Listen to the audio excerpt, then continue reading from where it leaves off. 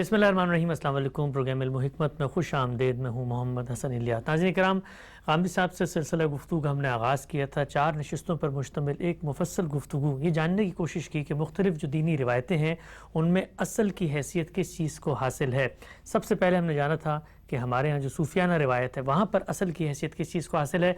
इसी तरीके से सलफ़ी रिवायत ज़ेर बहस आई, फ़िक़ही रिवायत भी ज़ेर बहस आई, और हमने ये भी जाना कि इन सब के मुकाबिल में मदरसा फ़राही के यहाँ वो क्या मिनहाज है, वो क्या असल है, वो चीज़ों को देखने का क्या ज़ाविया नज़र है जिससे ये मुख्तलिफ़ जगह पर खड़ा होता है। हम ये जान रहे थे कि फिर सूफियाना रिवायत और सलफ़ी रिवायत के अंदर जो असल चीज़ें मौजूद हैं उनको फिर फ़िक्र फ़राही कैसे देखती है, उसी सिलसिले गुफ्तगू को आगे बढ़ाएंगे।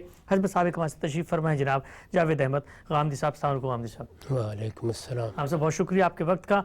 गुज़िश्ता नशिस्त में बड़ी तफसीली आपसे गुफ्तगू हुई थी कि हमारे यहाँ सूफियाना रिवायत में जिस चीज़ को असल का दर्जा हासिल है, कुरान मजीद की रोशनी में फ़िक्र फ़राही जब चीज़ों को देखती है तो कैसे वो मिनहाज यहाँ पर काबिल कबूल नहीं होता, और इस मिनहाज को सामने रख कर कैसे वो ज़ाविया नज़र नहीं बन पाता जो सूफियाना रिवायत में बन पाता है। आगे बढ़ाता हूँ सिलसिले को और ये जानना चाहता हूँ, सलफ़ी मनहज आपने बताया था कि वहाँ असल की हैसियत रिवायत को हासिल है।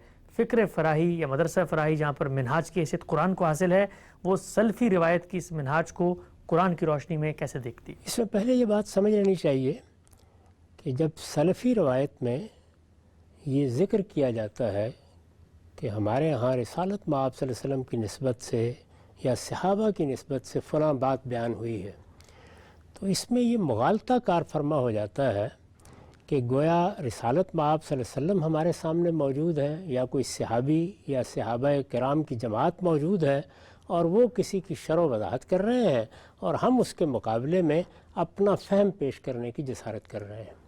इसमें बुनियादी मुग़ालता यही है। इसको ज़रा तफसील से समझ लेना चाहिए।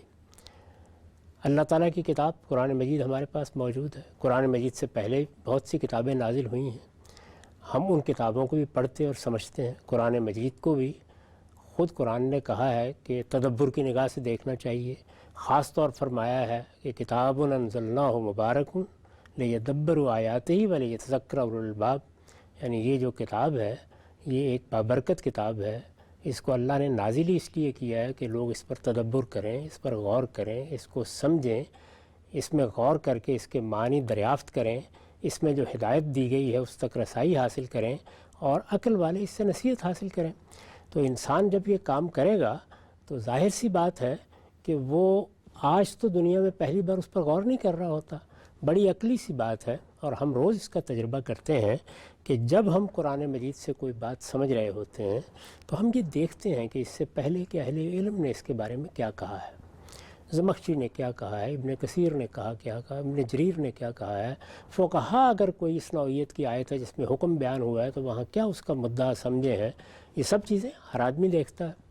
इसमें ज़ाहिर है कि अगर ये बात भी बयान की जाती है कि रिसालत मआब सल्लल्लाहु अलैहि वसल्लम की निस्बत से ये बताया गया है कि आपने भी इसके बारे में कुछ फरमाया था या कोई ऐसी बात कही थी या कोई ऐसा काम किया था जिससे इसके मुद्दा या इसके मफ़हूम पर रोशनी पड़ती है, ये चीज़ सामने आती है।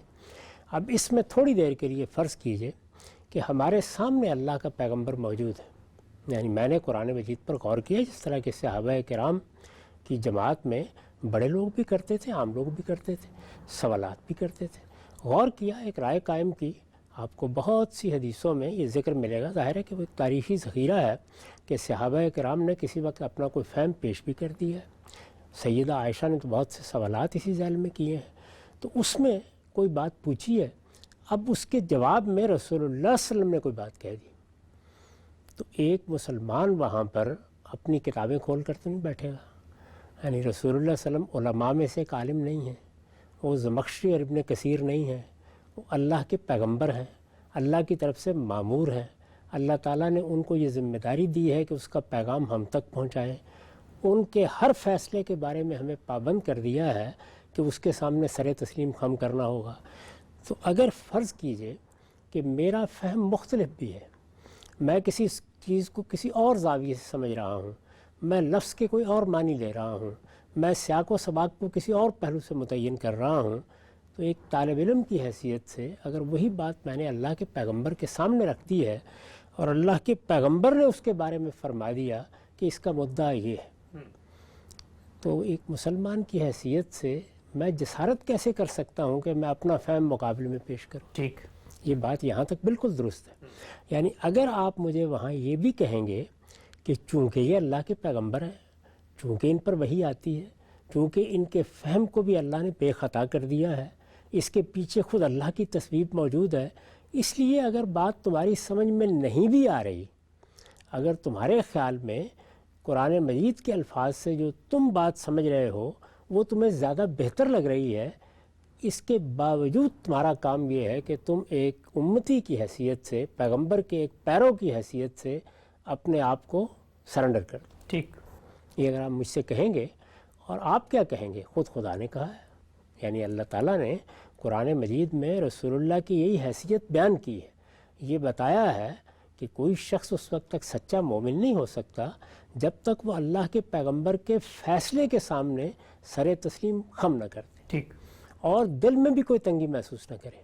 یعنی میں اپنے قلب و ذہن کو بھی صاف کرنے کی کوشش کروں گا اور اپنے آپ کو یہ کہہ دوں گا کہ میرا فہم بہرحال ایک انسان کا فہم ہے، یہ مجھ سے غلطی ہو رہی ہوگی، اگرچہ غلطی مجھ پر واضح نہیں ہو رہی کہ کہاں ہو رہی ہے، لیکن جب اللہ کے رسول نے فیصلہ دے دیا ہے، اللہ کے پیغمبر کی طرف سے بات کہہ دی گئی ہے، تو اب میرا یہ کام نہیں ہے کہ میں چون و چرا کروں.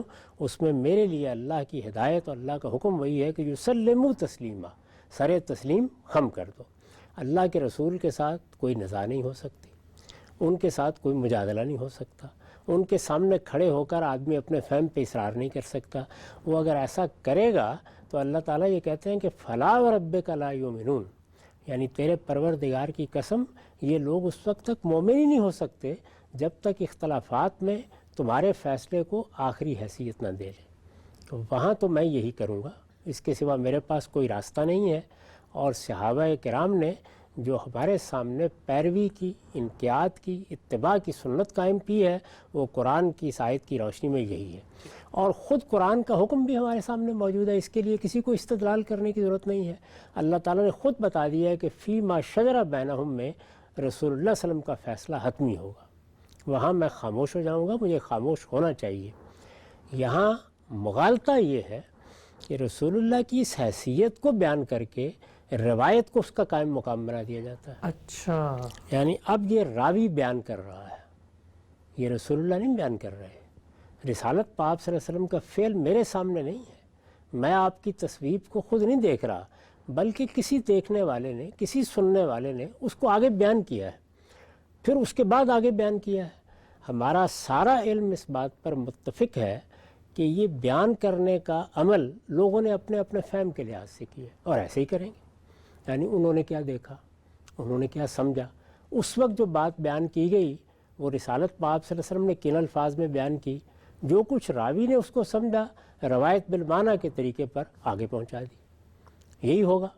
تو اب یہاں اصل میں میرے سامنے جب روایت آتی ہے تو وہ رسول اللہ کا قول نہیں ہے، وہ رسول اللہ کا فعل نہیں ہے، وہ رسول اللہ کی تصویب نہیں ہے، وہ اس کے بارے میں راوی کا بیان ہے. اچھا، اور راوی اسی طرح ایک انسان ہے، وہ بھی اسی طرح خطا کرتا ہے جس طرح میں ایک انسان ہوں اور میں بھی خطا کرتا ہوں. تو یہاں اصل تقابل رسالت مآب صلی اللہ علیہ وسلم کے مقابل میں اپنے فہم کو پیش کرنے کا نہیں ہو رہا، بلکہ رسول اللہ کی بات یا رسول اللہ کے فعل کو جس طرح کسی شخص نے سمجھ کر آگے بیان کیا ہے اور اس کو آگے سمجھ کر کسی دوسرے شخص نے بیان کیا ہے اور اس کو مزید آگے سمجھ کر کسی تیسرے شخص نے بیان کیا ہے، مجھ تک وہ پہنچا ہے. اسی وجہ سے اس کی تحقیق کی ضرورت ہوتی ہے. اسی لیے اس میں آپ تفریق کرتے ہیں، یہ صحیح ہے، یہ ضعیف ہے، یہ حسن ہے. یہ جو اصطلاحات ہے یہ آپ کو رسول اللہ کی بات کے بارے میں بھی اختیار کرنے کا حق ہے. یعنی رسول اللہ کی بات جب آپ براہ راست بیان کر رہے ہوں تو اس کو بھی صحیح، حسن اور ضعیف میں تقسیم کیا جا سکتا ہے. وہ تو ہر حال میں اللہ کے پیغمبر کی بات ہے، ہر حال میں اللہ کے پیغمبر کا فیصلہ ہے. وہاں ہو سکتا ہے کوئی سوال پیدا ہو تو موقع ہوگا نا، ادب کے ساتھ عرض کر دوں گا، پوچھ لوں گا. یعنی سرتابی کا تو کوئی امکان ہی نہیں ہے. پیغمبر کو پیغمبر ماننے کے بعد جس شخص کو بھی اللہ نے کچھ علم و عقل دے رکھا ہے وہ سرتابی کا نہیں تصور کر سکتا. پیغمبر کے سامنے سرتابی اصل میں اللہ کے سامنے سرتابی ہے، گفتہ و گفتہ اللہ بعد. اور یہ حیثیت میں نے، آپ نے، کسی شخص کی عقیدت نے، کسی تاریخی پس منظر نے رسول کو نہیں دی، خود قرآن خود میں اللہ تعالیٰ نے دے دی. بالکل واضح. تو اس لیے یہ تو بحث ہی نہیں ہے. بحث اس میں پیدا ہوتی ہے کہ جو روایتیں ہمارے پاس آئی ہیں بڑی نعمت ہے، اس لیے کہ ان میں اللہ کے رسول کا علم روایت کیا گیا ہے. آپ کی کوئی بات اگر پہنچی ہے یا آپ کی کوئی تشریح پہنچی ہے یا آپ کو کوئی عمل پہنچا ہے تو بہت بڑی چیز ہے. لیکن یہ وہ کتاب تو نہیں ہے جو آپ نے لکھ کے دے دی تھی اور آپ کی طرف سے یہ قرآن کی شرح کے طور پر یا دین کے اطلاق کے طور پر یا کسی حکم کی فرع کے طور پر براہ راست اسی طرح پہنچ گئی ہے جس طرح کہ قرآن پہنچا ہے. آپ کے الفاظ میں پہنچ گئی ہے، ایسا تو نہیں ہے نا. یعنی زمخشری کی تفسیر اس کی لکھی ہوئی ہے، لیکن یہ سب کچھ رسالت مآب صلی اللہ علیہ وسلم کا لکھا ہوا نہیں ہے، رسالت مآب صلی اللہ علیہ وسلم کا لکھوایا ہوا بھی نہیں ہے. اچھا پھر یہ کہ یہ کسی مربوط طریقے سے یا کسی تفسیری اسلوب میں بیان بھی نہیں کیا گیا. متفرق باتیں ہیں، کسی سننے والے نے سنی ہیں، کسی دیکھنے والے نے دیکھی ہیں، اور پھر اپنی ثواب دید سے، یعنی اگر اس نے مناسب سمجھا ہے تو آگے بیان کر دیا ہے، اور پھر اپنی ثواب دیدی سے بیان نہیں کیا، اپنے فہم کے لحاظ سے الفاظ بھی نئے دے دیے. روایت بالمعنی اسے کہتے ہیں. روایت بالمعنی اسی کو کہتے ہیں. تو یہ وہ چیز ہے. اس کے مقابل میں قرآن مجید سے جو بات سمجھ میں آ رہی ہے اس کو کس طریقے سے رد کیا جا سکتا ہے. تو یہ میں نے اس لیے آپ سے بتایا کہ یہ سارا استدلال جو سلفی تعبیر پیش کرتی ہے کہ روایت سامنے آ گئی، حدیث سامنے آ گئی، رسول اللہ کا ارشاد سامنے آ گیا، نہیں، وہ رسول اللہ کا ارشاد نہیں ہے، رسول اللہ کی نسبت سے راوی کا بیان ہے. اچھا، وہ رسول اللہ کا فعل نہیں ہے، رسول اللہ کی نسبت سے ایک راوی اپنا مشاہدہ بیان کر رہا ہے. اور یہ جو راوی ہے یا مختلف روات ہیں، یہ سب کے سب کون ہیں؟ یہ میری آپ کی طرح انسان ہے. یہ بھی اسی طرح سے سمجھنے میں غلطی کرتے ہیں، یہ بھی اسی طرح انتخاب میں غلطی کرتے ہیں، یہ بھی اسی طرح موقع سے متعلق کرنے میں غلطی کرتے ہیں، یہ بھی اسی طریقے سے قرآن مجید کی تفسیر قرار دینے میں غلطی کرتے ہیں، اور غلطی کرتے ہیں اس کی 10 مثالیں پیش کی جا سکتی ہیں. اچھا، وہ تفسیر میں موجود ہے، وہ روایتوں میں موجود ہے. چنانچہ انہی کو سامنے رکھ کر آپ یہ دیکھیے کہ سب سے بڑھ کر قرآن کی تفسیر میں روایتیں بیان کرنے میں فیاض کون ہے؟ ابن جریر طبری. اور جب وہ سب روایتیں بیان کر لیتے ہیں تو آخر میں تبصرہ کیا کرتے ہیں؟ ہر جگہ تو نہیں کرتے لیکن بہت سی جگہوں پر کرتے ہیں کہ میرے نزدیک سب سے بہتر قول اس میں یہ ہے. تو یہ اللہ کے رسول کی بات پہ ترجیح دی جا رہی ہے. ظاہر ہے کہ وہ بھی یہ سمجھتے ہیں کہ لوگوں کے بیانات ہیں، ان میں سے یہ بات زیادہ قرین قیاس لگتی ہے، یہ قرآن مجید کے الفاظ کے زیادہ قریب لگتی ہے. تو ان روایتوں کو یہ حیثیت دے دینا کہ یہ گویا خدا کا رسول بات کر رہا ہے، یہ میرے نزدیک آخری درجے کا مغالطہ ہے. اسی نے در حقیقت وہ غلب پیدا کر دیا ہے جس سے اللہ تعالیٰ نے ہم کو روکا ہے. قرآن مجید میں خاص طور پر مذہبی گروہوں کو، اہل کتاب کو کہا کہ لا تغلو فی دینکم، اپنے دین میں غلب نہ کرو. غلب کیا ہے؟ وہ یہ ہے کہ جس چیز کی جو حیثیت ہے اس کو وہاں رکھنے کی بجائے آپ نے اس میں مبالغہ پیدا کر دی. اب روایت کی یہ حیثیت کہ یہ اللہ کے رسول کی نسبت سے کچھ باتیں بیان ہوئی ہیں جن میں اللہ کے رسول کے بے خطا علم کو روایت کیا گیا ہے، یہ انسانوں نے روایت کی ہیں. اس لحاظ سے بڑی قیمتی دولت اور بہت بڑی متاع ہے کہ ان میں اگر کوئی بات بیان ہوگی تو ہمیں ایسے بعض پہلوؤں پر غور کرنے کا موقع ملے گا جو ہو سکتا ہے ہماری نگاہ میں نہ آئے ہو. اس میں یہ بھی امکان موجود ہے کہ بات فی الواقع بہت اچھی طرح سمجھی گئی اور بہت اچھی طرح بیان کر دی گئی، اور زیادہ تر روایتوں میں ہم اسی نتیجے پر پہنچتے ہیں. یہ ساری باتیں اپنی جگہ بہت عام ہیں، لیکن یہ قرآن کے نیچے پڑی ہوئی ہیں تو بہت بڑا قیمتی سرمایہ ہے. یہ قرآن کے برابر آ گئی ہیں تو حادثہ ہو گیا ہے. اور اگر اس سے آگے بڑھ کر وہ شکل ہو گئی ہے کہ روایت قرآن مجید پر قاضی ہے تو اس کا مطلب تو یہ ہے کہ اللہ کی کتاب کو آپ نے پس پش ڈال دیا.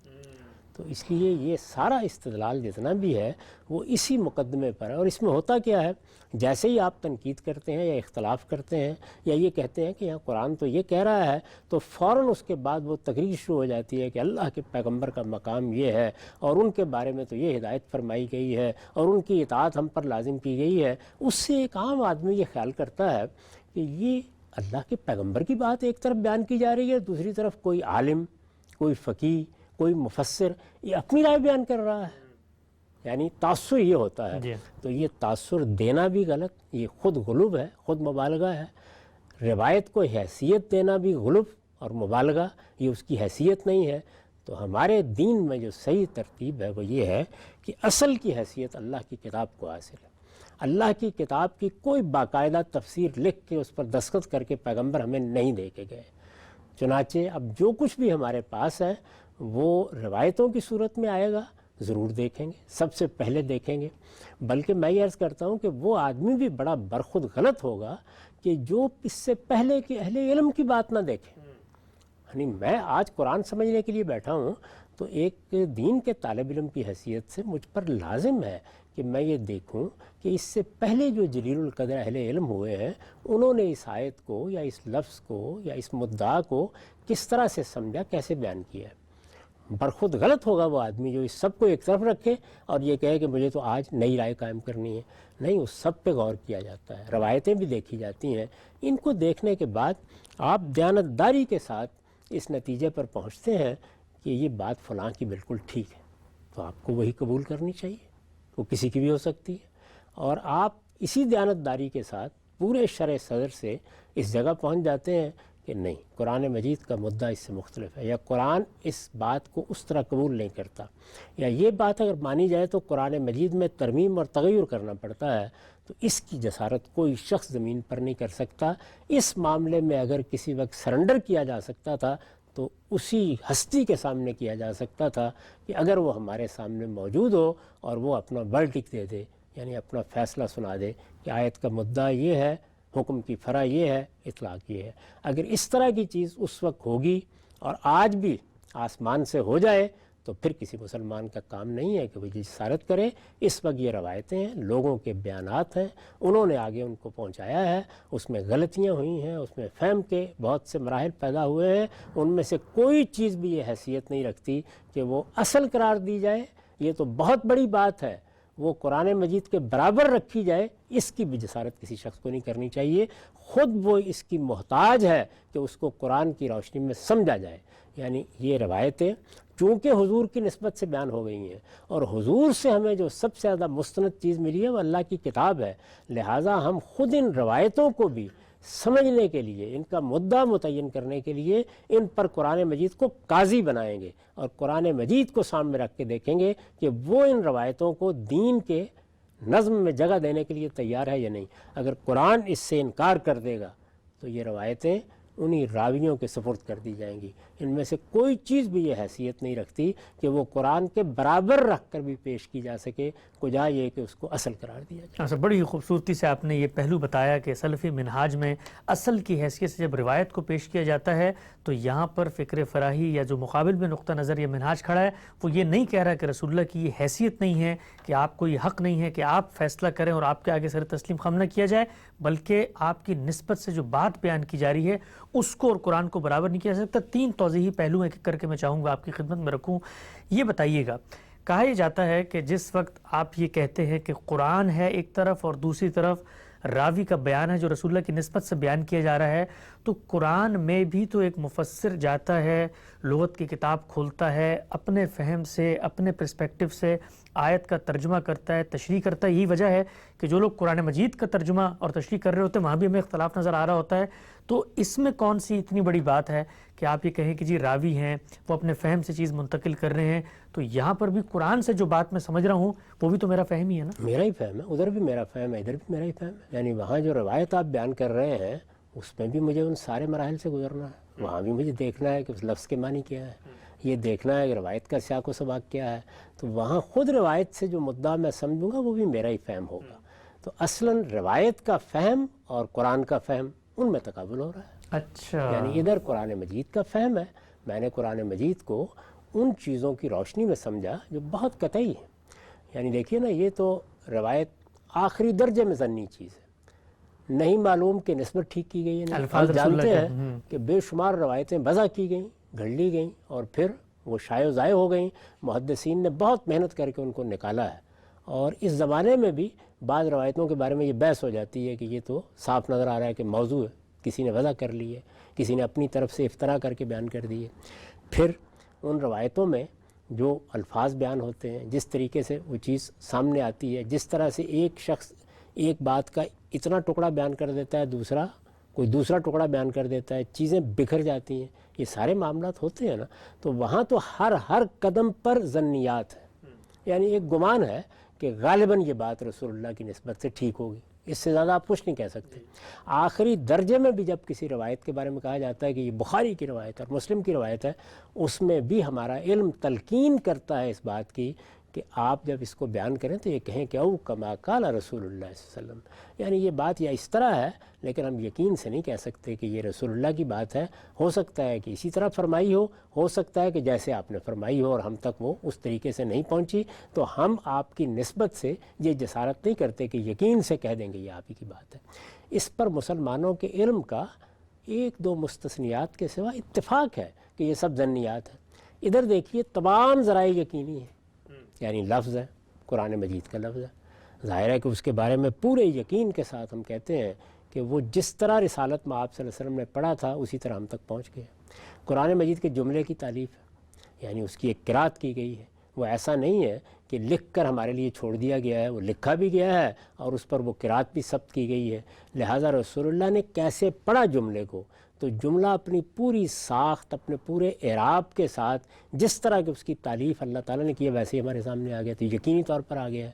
اس کے بعد یہ کہ جملہ کہاں ہے، کانٹیکسٹ، یعنی اس کا کانٹیکس کیا ہے، وہ کانٹیکس یا جس کو ہم زیادہ وسیع اصطلاح میں سیاق و سباق سے آگے بڑھ کر نظم کہہ دیتے ہیں، یعنی یہ چیز بھی ایک صاحب علم نے جو سلفی نقطہ نظر کے تھے، ابھی حال میں ان کی وفات ہوئی ہے، ایک موقع پر یہ کہا کہ نظم تو ایک ضمنی چیز ہے، یعنی آپ کا نقطہ نظر ہے اور یہ دیکھیے کہ اس میں فلاں کی رائے یہ ہے، فلاں کی رائے یہ ہے، اس میں خود مدرسہ فراہی کے اکابر کو دیکھیے کہ وہ اختلاف کرتے ہیں۔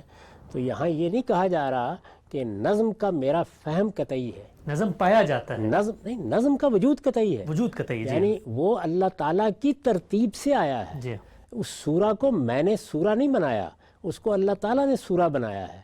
وہ سورہ شروع کہاں سے ہونی ہے، اس میں پہلی آیت کیا ہے، اس میں آخری آیت کیا ہے، یہ میں نے نہیں اس کو وجود بخش دیا کہ ادھر ادھر سے جملے اکٹھے کر کے رسول اللہ سے بہت سے جملے، بہت سی آیتیں ملی تھیں، ان کو میں نے ترتیب دی، وہ ترتیب میرے پروردگار کی دی ہوئی ہے۔ اور پھر اس میں جو مضمون ہے وہ مضمون شروع سے آخر تک جن الفاظ میں بیان ہو کر اپنے خاتمے کو پہنچتا ہے وہ بھی کوئی میری تحقیق نہیں ہے۔ تو اس وجہ سے جب یہ کہا جاتا ہے کہ نظم قرآن مجید پر غور کرنے کا قطعی ذریعہ ہے، تو جس طرح لفظ قطعی ذریعہ ہے، جس طرح جملہ قطعی ذریعہ ہے، اسی طرح نظم بھی قطعی ذریعہ ہے، یعنی اپنے وجود کے لحاظ سے فہم تو لفظ کا بھی مجھے ہی حاصل کرنا ہے، جملے کو بھی مجھے ہی سمجھنا ہے اور نظم بھی مجھے ہی سمجھنا ہے۔ تو جب آپ فہم کا تقابل کر رہے ہوتے ہیں تو وہاں سارے انسان ہیں، ان کے فہم کے تقابل میں آپ دلائل کی بنیاد پر ترجیح بھی دیتے ہیں، اور اس میں بھی کوئی حرج نہیں کہ آپ کسی شخص پر زیادہ اعتماد کرتے ہیں، اس کے فہم کو ترجیح دے دیتے ہیں۔ عام آدمی تو کرتا ہی یہی ہے، اس سے بحث نہیں ہے۔ لیکن یہاں جو بھی ترجیحی گفتگو ہو رہی ہے، یعنی اگر روایت پر تنقید ہو رہی ہے تو اصل میں راوی پر ہو رہی ہے، وہ رسول اللہ پر تنقید کی جسارت نہیں کر سکتا کوئی شخص۔ اور اگر کسی عالم کے فہم پر ہو رہی ہے تو وہ انسان ہے جس کے فہم پر ہو رہی ہے۔ ہر جگہ انسانوں کے تقابل میں آدمی کہتا ہے یا کوئی عالم کہتا ہے یا کوئی طالب علم ہماری طرح کہتا ہے کہ نہیں، قرآن مجید کی اس آیت کا مطلب یہ ہے اور ہم اللہ کی کتاب ہی کو ترجیح دیں گے، وہی اصل ہے، اس کے خلاف کوئی چیز قبول نہیں کی جا سکتی۔ تو یہی اس کو کہنا چاہیے، اس لیے کہ ہم میں ہر شخص اپنے فہم کے لحاظ سے خدا کے ہاں جواب دہ ہے۔ ہاں البتہ اگر ہمارے فہم کے لیے جو کمپیٹنس چاہیے، جو تیاری چاہیے، جو اہلیت چاہیے، اس میں کوئی کمی معلوم ہو ہمیں، تو پھر اللہ تعالیٰ کی طرف رجوع کرنا چاہیے اور اپنی کمی دور کرنی چاہیے۔ تو کمی دور کرنے میں بھی فیصلہ اس شخص نے کرنا ہے، لیکن جو آدمی اپنی اہلیت پر اعتماد رکھتا ہے اس کا کام ہے کہ وہ اللہ کی کتاب کو سمجھے اور اللہ کی کتاب کی روشنی میں فیصلہ کرے کہ یہ روایت کیا ہے، اس کو قبول کرنا ہے یا نہیں کرنا، یا یہ کسی شخص کا فہم ہے تو یہ قابل قبول ہے یا نہیں۔ یہ تمام چیزیں جتنی ہیں یہ قرآن کے نیچے ہیں، ان میں سے کوئی چیز قرآن کے اوپر نہیں رکھی جاتی۔ آپ سے نقطہ واضح فرمایا آپ نے۔ سلسلہ گفتگو کو آگے بڑھاتے ہیں، ایک اور پہلو بیان فرمائیے گا۔ قرآن مجید کی جس آیت کا آپ نے ابتدا میں حوالہ دیا جہاں پہ رسول اللہ صلی اللہ علیہ وسلم کی جو حیثیت ہے اس کے بارے میں بتایا گیا کہ تم مومن نہیں ہو سکتے جب تک وہ کسی معاملے میں فیصلہ کر دیں اور تم اس کے سامنے سر تسلیم خم نہ کرو، دل میں تنگی بھی نہیں محسوس ہونی چاہیے۔ آپ صلی اللہ علیہ وسلم کی موجودگی میں، حیات میں، تو یہ ہدایت مجھے براہ راست اپنے آپ سے متعلق نظر آتی ہے کہ آپ نے اگر کوئی فیصلہ کر دیا، میں نے کوئی آیت پڑھی تھی، سمجھی تھی، میں آپ کی خدمت میں پیش ہوا، آپ نے تصحیح فرما دی، آنکھیں بند کر کے قبول کرنا ہے۔ لیکن آپ کے دنیا سے رخصت ہو جانے کے بعد پھر یہ جو قرآن کی ہدایت ہے اور اس پہ میرے ایمان کی بنیاد رکھ کے کہا گیا کہ تم مومن نہیں ہو سکتے اگر یہ کام نہیں کرو گے، تو اب تو بڑا مشکل کام ہے کہ پہلے میں نے جا کر آپ کی نسبت سے جو علم مجھ تک پہنچا ہے، اس کی ہسٹری پہنچی ہے، اس کو کھنگالنا ہے، اس کو دیکھنا ہے، پھر جا کر اس جگہ پر کھڑے ہونا ہے کہ کس چیز کی میں نے اطاعت کرنی ہے. تو پھر اس آیت کی رسول اللہ کے رخصت ہونے کے بعد ہمارے عہد میں کیا ریلیونس ہے؟ اس کی بڑی ریلیونس ہے، آج بھی بہت ریلیونس ہے. اس کی وجہ یہ ہے کہ جو علم ہمیں منتقل ہوا ہے، یہ علم بہت سے راستے کھول دیتا ہے. اور جس وقت یہ ہمارے سامنے آتا ہے تو قرآن مجید کے الفاظ بول اٹھتے ہیں کہ یہ میرا ہی مدعا ہے جو بیان کیا گیا ہے. تو آپ اس کے بارے میں جب یہ رائے قائم کرتے ہیں، یعنی یہ رائے قائم کرنی ہوتی ہے نا کہ اس کی نسبت حضور کی طرف گمان غالب کی حد تک صحیح ہے. گمان غالب کی حد تک یقینی نہیں ہوتی کہیں بھی، گمان غالب کی حد تک صحیح ہے. تو اب ہوتا کیا ہے کہ وہ جو بات قرآن مجید میں بیان ہوئی تھی، آپ کا ہو سکتا ہے اس طرف دھیان بھی نہ گیا اور آیت اس کو بیان کر دیں. اچھا، آپ نے سوچا بھی نہ ہو کبھی اور یک بھی یک سامنے آ جاتی ہے. اسی طرح سے اہل علم جو کچھ غور کر رہے ہوتے ہیں، اس کے لیے بھی بعض وہ چیزیں میسر آ جاتی ہیں کہ جو بنیاد بن جاتی ہیں غور کرنے، کلوز مل جاتے ہیں. تو یہ ساری چیزیں مل کر جب مجھے وہاں تک پہنچا دیتی ہیں کہ میرا اطمینان ہو جاتا ہے کہ یہ بات اللہ کے رسول کی کہی ہوئی ہے. تو اب اگر فرض کر لیجئے کہ ایک بات کو سمجھنے میں 1 2 3 4 احتمالات ہو سکتے تھے اور یکساں تھے، ان میں کوئی رائے قائم کرنی ممکن نہیں تھی، تو حضور کی ترجیح سے ایک بات روایت پہ مل گئی تو سر تسلیم خواہ اس کے سامنے اس کی حجت مانی جائے گی. تو یہ سارا عمل اس طرح سے ہونا ہے. اس معاملے میں کیا سلفی روایت مختلف طریقے سے کام کرتی ہے؟ یعنی آپ یہ دیکھیے کہ جب وہ یہ فیصلہ کریں گے کہ یہ روایت حضور کی نسبت سے آئی ہے یا نہیں، تو وہاں راویوں کے دفتر کھولے جائیں گے، رجال کی تحقیق کی جائے گی نا. اس کے بعد یہ فتویٰ دیا جائے گا، یہ رائے قائم کی جائے گی کہ یہ روایت کس سطح کی ہے، حسن ہے، صحیح ہے، ضعیف ہے، کس جگہ کی روایت ہے. یہ سارے فیصلے آپ کریں گے. اچھا، کسی روایت کو آپ موضوع قرار دیں گے تو وہاں کیا چیز ہے جو فیصلہ کن ہوگی؟ آپ ہی کی تحقیق فیصلہ کن ہوگی. تو یہ سارے مراحل سے وہ بھی گزریں گے. ہر حال میں گزرنے کے بعد ہی وہ اطمینان حاصل ہو جاتا ہے کہ یہ روایت اب حضور کی نسبت سے درست ہے. ہم اس سے ایک قدم آگے بڑھتے ہیں اور یہ دیکھتے ہیں کہ کیا قرآن اس کو قبول کر رہا ہے.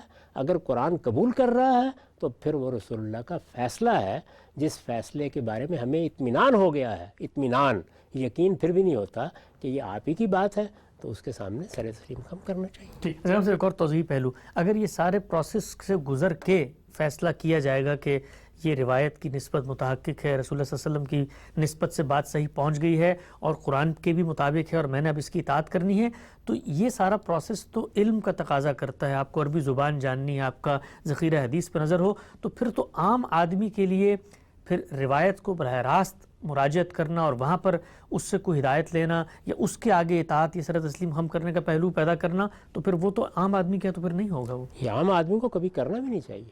عام آدمی کا یہ علم نہیں ہے، یہ اصل میں تاریخ کا علم ہے. رسالت مآب صلی اللہ علیہ وسلم کی نسبت سے تاریخی چیزیں بیان ہوئی ہیں. جب یہ چیزیں بیان کی گئی ہیں تو اس کو نسبت دینی ہے، اس کی بھی تحقیق کی ضرورت ہوتی ہے. ان کو سمجھنا ہے، اس میں بھی تحقیق کی ضرورت ہوتی ہے. تو یہ بنیادی طور پر اعلیٰ درجے کے اہل علمی کا کام ہے کہ وہ یہ کریں. عام آدمی کو اس معاملے میں اہل علم سے رجوع کرنا ہے. ان کی رہنمائی میں اگر کوئی چیز سمجھنی ہے تو سمجھنی ہے. عام آدمی کو اگر آپ دیکھیں تو وہ 2 ہی طریقے اختیار کرتا ہے. یعنی یا تو یہ ہے کہ وہ مختلف اہل علم پر اعتماد کرتا ہے اور یہ سمجھتا ہے کہ یہ بات معقول نظر آ رہی ہے لہٰذا مجھے قبول کر لینی چاہیے، یا اس کو کوئی کھٹک پیدا ہو جاتی ہے. یعنی اس کا دل مطمئن نہیں ہو رہا، دماغ مطمئن نہیں ہو رہا، بات سمجھ میں نہیں آ رہی. ظاہر ہے کہ عام آدمی کو بھی اللہ تعالیٰ نے بہت عقل دے رکھی ہوتی ہے. اب اس کو کوئی کھٹک محسوس ہو رہی ہے. جب کھٹک محسوس ہوتی ہے تو پھر وہ کیا کرتا ہے؟ مختلف اہل علم کے پاس جاتا ہے، ان کے دلائل سنتا ہے، ان کا تقابل کر لیتا ہے. اس کے بعد جس طرف اس کا رجحان ہوتا ہے اس پر وہ عمل کر لیتا ہے. صحابہ بھی ایسے ہی کرتے تھے، تابعین بھی ایسے ہی کرتے تھے. جب تک ہمارے ہاں یہ تقلید کا اصول نہیں اختیار کر لیا گیا، سب لوگ یہی رویہ اختیار کرتے تھے. وہی زندہ انسانوں کا رویہ ہے. عام آدمی باقی علوم میں بھی یہی کرتا ہے. یعنی آپ کو اپنی زندگی کے بارے میں فیصلہ کرنا ہوتا ہے، کوئی بیماری ہو گئی ہے تو مختلف اطباء ہیں جن کی طرف آپ رجوع کرتے ہیں، بات سنتے ہیں، عام طور پر اعتماد کرتے ہیں. کھٹک پیدا ہو جائے تو کسی دوسرے کے پاس چلے جاتے ہیں. تو وہی رویہ عام آدمی کو اختیار کرنا چاہیے. یہاں جو بات ہو رہی ہے وہ عام آدمی کی نہیں ہو رہی. ہم اس وقت جس موضوع پر گفتگو کر رہے ہیں وہ یہ ہے کہ جو دینی علمی روایتیں ہمارے ہاں قائم ہوئی ہیں یا دینی علمی منہاج ہمارے ہاں موجود ہیں، ان میں تقابل کرنا ہے. یہاں میں ایک بات کی مزید وضاحت کر دوں، اور وہ یہ کہ ایک چیز تو یہ ہے کہ قرآن مجید کی کوئی تفسیر ہے اس میں اس میں تو بہت ہی کم چیزیں ہیں، شاید انگلیوں پر گنی جا سکتی ہیں وہ چیزیں جو کسی روایت کے اندر بیان ہوئی ہیں۔ ٹھیک، جو زیادہ تر معاملہ ہے وہ یہ ہے کہ دین کے احکام میں ایک بہت بڑا دائرہ ہے اس کے فروع کو متعین کرنے کا، یعنی جس میں ہم اجتہاد کرتے ہیں، اس میں ہمارے پاس بھی اصل میں یہ نہیں ہوتا کہ ایک نص لکھی ہوئی موجود ہے، جی، اس میں رسالت مآب صلی اللہ علیہ وسلم کے جو فیصلے ہیں یا آپ نے جن فروع پر دین کے احکام کا اطلاق کر کے دکھایا ہے وہ اتنی بڑی چیز ہے کہ وہ 90% معاملات میں بالکل فیصلہ کن ہو جاتی ہے۔ اچھا، اس لیے وہ باب ہی ایک بالکل الگ ہے، وہاں یہ نہیں ہوتا کہ قرآن میں تو یہ لکھا ہوا ہے، وہاں یہ ہے کہ یہ دین کا اصول تھا، یہ کوئی عام قاعدہ تھا،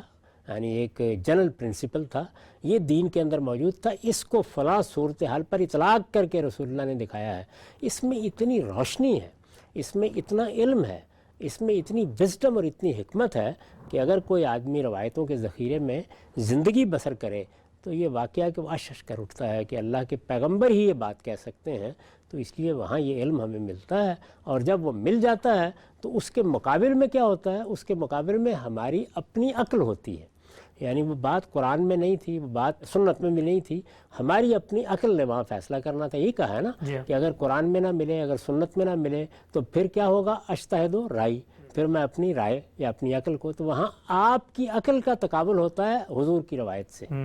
تو اس معاملے میں جب رسول اللہ کی روایت ہمارے سامنے آ جاتی ہے تو پھر اس فرع سے متعلق حضوری کے فیصلے کو سر تسلیم خم کر کے ماننا چاہیے۔ صاحب ایک اور نقطہ بیان کیجیے گا، مدرسہ فراہی میں جو منہاج ہے قرآن مجید اور یہاں سلفی روایت میں روایت، جب مدرسہ فراہی قرآن مجید پر غور و فکر کر کے سنت کو دیکھ کر دین کا ایک پورا کا پورا جو نظام ہے، ایک شاکلہ ہے، وہ بن جاتا ہے اور پھر ان روایات پر اس کی روشنی میں غور کرتا ہے، تو یہ بتائیے گا نتیجے کے اعتبار سے پھر تصویر کے سامنے آتی ہے کہ جو کچھ راویوں نے رسول اللہ کی نسبت سے باتیں ہم تک پہنچائی ہیں، کیا اس روشنی کے اندر ان کو اگر رکھ کے دیکھا جائے تو وہ قابل قبول ہو جاتی ہیں، اکثریت قابل قبول ہو جاتی ہیں، سب رد ہو جاتی ہے، تصویر کیا بنتی ہے پھر؟ میرا تو زندگی بھر کا تجربہ یہ ہے کہ وہ 99% بالکل ٹھیک ہے، اچھا، قبول ہوتی ہیں، ان میں سے کسی کو رد کرنے کی ضرورت نہیں ہے، صرف سمجھنے کے لیے بصیرت کی ضرورت ہے۔ یعنی اگر قرآن کی روشنی لے کے آپ جاتے ہیں، لوگ قرآن کی روشنی کے بغیر جاتے ہیں تو ان کو ناقابل فہم بنا دیتے ہیں،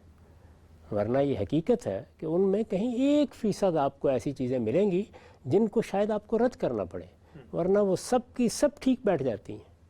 اور اسی وجہ سے یہ بات مانے بغیر کوئی چارہ نہیں ہے کہ اللہ کی بڑی عنایت ہوئی ہے کہ ہمارے محدثین نے بہت محنت کے ساتھ ان کی تنقیح کی ہے، یعنی رجال پر اگر کام کیا ہے، روایتوں کو ایک دوسرے سے الگ کیا ہے، اگر ان پر کوئی متن کے لحاظ سے تنقیح کا کام کیا ہے، بڑا کمال کا کام کیا ہے، بڑا بے مثال کام کیا ہے۔ اس لیے بہت تھوڑی تعداد ہے، جس طرح میں نے عرض کیا کہ کوئی 1% روایتیں ہوں گی، 100 میں کوئی 1 یا 2 روایتیں ایسی مل جائیں گی آپ کو جن کے بارے میں کوئی توجیہ نہ ہو سکتی ہو، ورنہ وہ دین کے اس پورے نظم میں قرآن کی روشنی میں بیٹھ جاتی ہیں۔ البتہ ان کے بارے میں کرنا کیا پڑتا ہے، وہ یہ ہے کہ آپ کے سامنے ایک جملہ آتا ہے، 2 جملے یا 4 جملے آ جاتے ہیں، آپ کو یہ دیکھنا پڑتا ہے کہ یہ بات حضور نے کسی موقع پر کہی تھی تو کیا اس پوری بات کو یا اس پورے واقعے کو مختلف لوگوں نے بیان کیا ہے یا کسی ایک ہی نے بیان کیا ہے؟ ایک ہی نے بیان کیا تو پھر تو معذوری ہو گئی، لیکن اگر مختلف لوگوں نے بیان کیا تو سب کو جمع کر لیجئے۔ ٹھیک، جب آپ سب کو جمع کرتے ہیں تو واقعے کی تصویر زیادہ واضح ہونی شروع ہو جاتی ہے۔ اس کے بعد پھر آپ دیکھتے ہیں کہ قرآن مجید نے وہ کیا جنرل پرنسپلز دیے ہیں، قرآن میں کیا احکام بیان ہوئے ہیں، قرآن مجید نے کن چیزوں کی تصریح کی ہے، اس سے آپ کے سامنے وہ اصول آ جاتے ہیں جن کو جب آپ پیش نظر رکھ کر اس روایت پر غور کرتے ہیں تو آپ کو ہم بتانا پڑتا ہے کہ اس کا سیاق سباق پس منظر کیا ہوگا۔ تو روایت کا پس منظر وہ قرآن کی روشنی میں یا روایات کو جمع کر کے ان کی روشنی میں متعین کرنا پڑتا ہے، وہ لفظوں میں بیان نہیں ہوتا۔ یہ کام جیسے ہی آپ کرتے ہیں تو یہ پتہ چل جاتا ہے کہ بات کس موقع کی ہے، اور جیسے ہی معلوم ہوتا ہے بات کس موقع کی ہے تو بات سمجھ میں آ جاتی ہے۔ تو اس کے فہم میں اگر آپ یہ محنت کر لیں، یعنی ایک طریقہ تو یہ ہے کہ آپ انہیں قرآن سمجھ لیں، قرآن میں تو یہ ہے نا کہ لفظ بھی موجود قطعیت کے ساتھ، نظم بھی موجود، جملہ بھی موجود، تو یہاں پر تو کہیں باہر جانے کی ضرورت نہیں ہے۔ لیکن روایت کے معاملے میں آپ کو کیا کرنا ہے، وہ پس منظر سمجھنا ہے، کیونکہ یہ جتنی بھی روایتیں ہوتی ہیں ظاہر ہے کہ یہ کسی موقع کی بات ہوتی ہے۔ رسالت مآب صلی اللہ علیہ وسلم کوئی تقریر تو نہیں فرما رہے تھے نا، یہ تفسیر نہیں لکھ رہے تھے، یا کوئی فقہ نہیں مرتب کر رہے تھے، موقع کی بات ہے، کسی نے سوال پوچھا ہے، کسی وقت عمل کیا ہے، اس موقع کے لحاظ سے کہ یہ کیا بات تھی، کس موقع پر ہوئی ہوگی، یہ ہوئی ہوگی ہے جس سے وہ پس منظر بالکل متعین ہو جاتا ہے. اور جیسے ہی پس منظر متعین ہوتا ہے تو جس طرح قرآن کے سیاق و سباق میں رکھ دیجئے تو بات بالکل واضح ہو جاتی ہے، اسی طرح جب اس پس منظر میں رکھ دیجئے تو روایت بالکل واضح ہو جاتی ہے. یہ نقطہ آپ نے واضح فرمایا. آج کی نشست کا آخری سوال آپ کی خدمت میں یہ ہے، کہا جاتا ہے کہ جو مدرسہ فراہی ہے، ان کے یہاں جو منہاج ہے قرآن مجید، اس کو جب سمجھنے کا آغاز کیا جاتا ہے تو اس کی شرح و وضاحت میں، اس کی تفسیر میں یہ جو روایات ہیں ان کو بہت کم نقل کیا جاتا ہے، بلکہ نقل ہی نہیں کیا جاتا. اس کے مقابلے میں جو پچھلی کتابیں ہیں، مثلا بائبل کے حوالہ جات ہیں، اسی طرح سے تورات کی بعض چیزیں ہیں، وہ تو بے تکلف نقل کر دی جاتی. تو سوال یہ ہے کہ ان کے بارے میں تو یہ تک طے ہے کہ جی ان میں تحریف بھی ہو گئی تھی، یا مثال کے طور پہ وہ اس طرح سے سند کے لحاظ سے پہنچی بھی نہیں ہے، تو یہ روایتیں قرآن مجید کو سمجھنے کے ضمن میں یہ زیر بحث کیوں نہیں آ رہی ہوتی؟ یہ جو آپ نے تورات انجیل کا حوالہ دیا وہ بھی سمجھنے کے لیے کوئی خدمت انجام نہیں دیتی. اس میں ہوتا یہ ہے کہ قرآن مجید خود ان کا حوالہ دے رہا ہوتا ہے. اچھا، جو تاریخ ان میں بیان ہوئی ہے بعض وقت اس کو اجمال سے بیان کر دیتا ہے، تو تفصیل بتانے کے لیے وہ نقل کر دی جاتی ہیں. یہی معاملہ روایت میں کیا جاتا ہے. یعنی ہم روایت بھی جہاں نقل کرتے ہیں وہاں تفصیل کے لیے. مثال کے طور پر سورہ انفال میں جنگ بدر پر قرآن تبصرہ کر رہا ہے. اب جنگ بدر کے واقعات کے بارے میں وہ اجمالی اشارے کر دیتا ہے، تو ہم کیا کرتے ہیں، اس کے بعد ہم تاریخی روایات سے بتا دیتے ہیں کہ یہ واقعہ اس طرح سے ہوا ہوگا. سورہ نور کا آپ مطالعہ کر رہے ہیں، اس میں قرآن مجید نے اشارتاً یہ کہا ہے کہ تہمت لگائی گئی. یہ بتایا گیا ہے کہ وہ خاتون ہے یا خواتین ہیں جن پر تہمت لگائی گئی ہے کہ جن کی حیثیت عرفی ہر ایک کے لیے بہت قدر و منزلت کی جگہ پر تھی. یہ اس سے ایک بالاجماع بات معلوم ہو جاتی ہے. اب روایت سے پتہ چلتا ہے کہ تہمت کیا تھی، کس موقع پر لگائی گئی اور کن پر لگائی گئی، تو وہ روایت آپ نقل کر دیتے ہیں. تو ہمارے ہاں یہ سب چیزیں ایک ہی جگہ پر نقل ہوتی ہیں. اچھا، یعنی آپ میری تفسیر میں دیکھ لیں، آپ استاذ امام کی تفسیر تدبر قرآن میں دیکھ لیں، ہم جس طریقے سے تورات کو، انجیل کو قرآن مجید نے جو اجمال کے ساتھ بات بیان کی اس کی تفصیل میں نقل کر رہے ہوتے ہیں، اسی طرح روایتیں نقل کر رہے ہوتے ہیں. اچھا، لیکن جو تفصیلی روایتیں عام طور پر بیان کی جاتی ہیں وہ ہمارے نزدیک کوئی اہمیت نہیں رکھتی، وہ نقل کرنے کی بھی کوئی ضرورت نہیں ہے. وہ سند کے لحاظ سے بھی کوئی بہت محکم نہیں ہوتی، اور بعض اوقات قصے کہانیوں پر مشتمل ہوتی ہیں، اس میں قرآن مجید کو کوئی احتیاج بھی نہیں ہوتا. ہم ہمارے پروگرام کا وقت یہاں پہ ختم ہوتا ہے. ناظرین، آج بڑی تفصیل سے ہم نے جانا کہ سلفی منہج جس کے یہاں روایت اصل ہے اور مدرسہ فراہی جن کے یہاں قرآن اصل ہے، ان دونوں کا جب ہم تقابل کرتے ہیں تو قرآن مجید کی روشنی میں سلفی منہاج کی اصل کی کیا جگہ متعین ہوتی ہے، اور وہ کیا درست رویہ ہے جس کو سامنے رکھ کر مدرسہ فراہی کے ہاں قرآن مجید کو اصل مان کے رسول اللہ صلی اللہ علیہ وسلم کی اس حیثیت کو بھی تسلیم کر کے روایتوں پر اگر غور و فکر کیا جائے تو اس سے کیا اضافہ ہوتا ہے. اہل علم کیا نئے نکات ان سے حاصل کر سکتے ہیں دین کے فہم اور بصیرت کے معاملے میں.